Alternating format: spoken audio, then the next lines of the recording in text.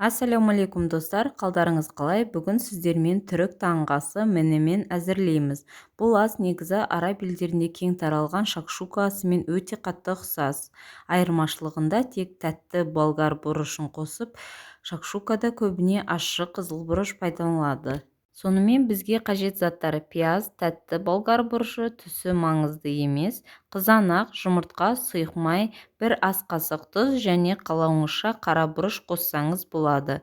Қажет заттар мөлшері видеоның астында жазылған.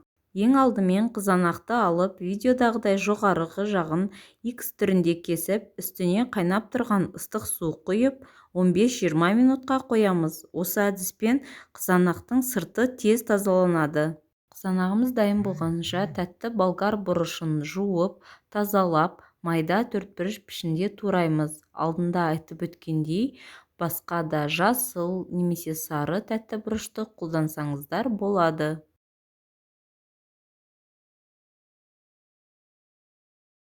Енді пиязымызды да майдалап турап шығамыз. Қызанақты алып, суын төгіп, сыртқы қабығын пышақтың көмегімен тазалаймыз. Көріп отырғандарыңыздай, бұл әдіспен өте оңай тазаланады.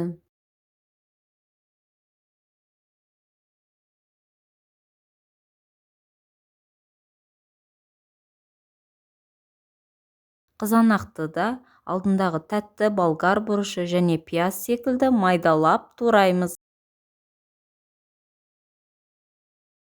Осымен таңғы асымызды әзірлеуге барлық заттарымыз дайын. Енді таңғы асымызды даярлауға кірісейік. Орташа отта қызып тұрған табаға майымызды құямыз. Алдымен пиязды салып қуырамыз.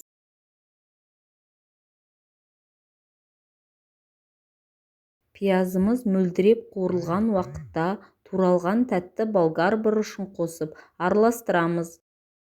Шамамен 15 минуттай қуырылады, арасында араластырып отырамыз. Кейін тұз бұрышымызды қосамыз.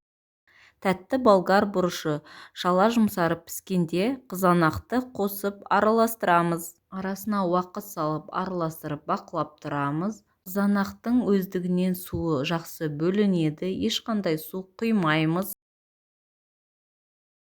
Видеода көріп отырғандарыңыздай, суы тартылған уақытта жұмыртқаларымызға аздап орын шығарып, бір-бірлеп жұмыртқамызды құямыз. Егер сіз жұмыртқаны осындай шала піскен күйінде ғана ұнатсаңыз, ұзақ ұстамай оттан бірден алыңыздар.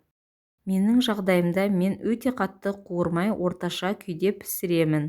Осымен менемен атты таңғы асымыз дайын. Қалауыңызша жасыл жуа, ас көк қосып ұсынсаңыздар болады. Көбіне осы пісірген табамызбен ұсынылады. Жай нан немесе тандыр нанды батырып қосып алып жейді. Дәмі керемет болып шығады. Жасап көріңіздер, үйдегілеріңіздің көңілінен шығатынына сенімдімін. Рецепт ұнаса бөлісіп лайк басуды ұмытпаңыздар.